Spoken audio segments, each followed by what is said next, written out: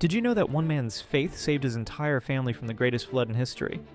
Noah was a good man who loved God when everyone else had turned away. God saw how wicked the world had become and decided to start fresh. But Noah found favor in God's eyes. God told Noah to build a huge boat called an ark. Genesis 7 verse 16 says, "And they that went in male and female of all flesh, as God had commanded him, and the Lord shut him in." Noah gathered 2 of every animal and 7 pairs of the clean animals. His wife and 3 sons with their wives joined him in the ark.